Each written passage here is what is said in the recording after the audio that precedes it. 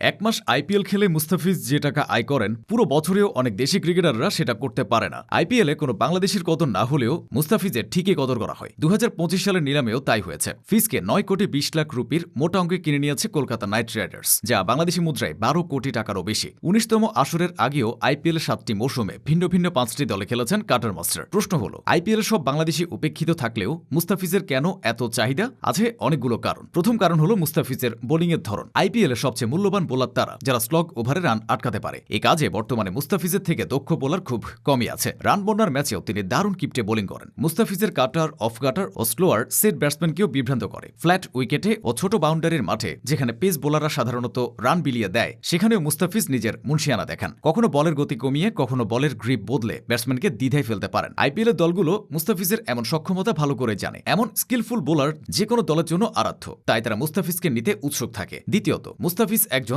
Readymade team player. তাকে আলাদা করে অনেক সময় বা পরিকল্পনা দিতে হয় না। দলের প্রয়োজনে তিনি পাওয়ার প্লে হোক বা স্লগ ওভার যে কোনো সময় বল করতে প্রস্তুত থাকেন।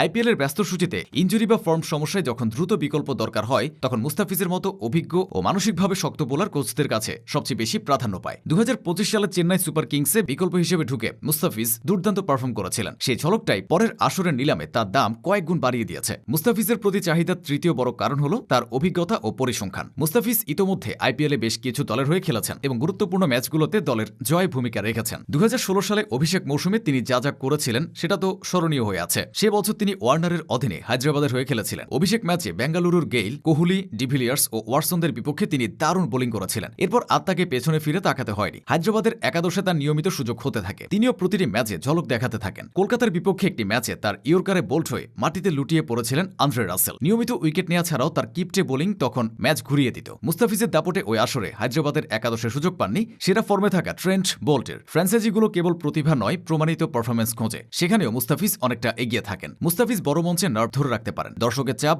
বিদেশি পরিবেশ বা হাই স্কোরিং ম্যাচ তাকে সহজে চাপে ফেলে না। এই মানসিক দৃঢ়তা আইপিএলের মতো লিগে অত্যন্ত গুরুত্বপূর্ণ। মুস্তাফিজের এতটা কদর থাকার আরেকটি কারণ হলো তার মূল্য ও সামর্থ্যের ভারসাম্য। বিদেশি অনেক ক্রিকেটার আছেন যাদেরকে 15 থেকে 20 কোটি টাকা দিয়ে কিনেও দলগুলোর খুব বেশি লাভ হয় না। সেখানে মুস্তাফিজকে তারা তুলনামূলক কম দামে পেয়ে যায়। 2025 সালের আগে মুস্তাফিজ সাধারণত নিলামে খুব বেশি দামে বিক্রি হননি, কিন্তু তার কাছ থেকে যে আউটপুট পাওয়া গেছে সেটি অনেক দামি বিদেশি বোলারদের চেয়েও কার্যকরী হয়েছে। দামি ক্রিকেটার নিয়ে যখন বাজেট সীমিত হয়ে আসে, তখন মুস্তাফিজ সবার নজরে থাকেন। কম খরচে নির্ভরযোগ্য পারফর্মার কে না পেতে চায়? সবশেষে বলতে হয় আইপিএল এর জন্য মুস্তাফিজের ডেডিকেশনের কথা। দেশের থেকে মুস্তা আইপিএলে গিয়েই বেশি ভালো খেলেন, এমন কথাও ক্রিকেটে প্রচলিত হয়ে গেছে। টাকার ছনছনানির কারণে হোক বা বড় মঞ্চে পারফর্ম করার দক্ষতা, মুস্তাফিজ আইপিএলে নিজের সেরাটাই দিয়ে আসেন। সব বোলার সব কন্ডিশনে কাজে লাগে না, কিন্তু মুস্তাফিজ এমন একজন যাকে পরিস্থিতি ভেদে ব্যবহার করা যায়। এই কারণে প্রতি সিজনেই আইপিএল এর কোনো না কোনো দল তার উপর আস্থা রাখে।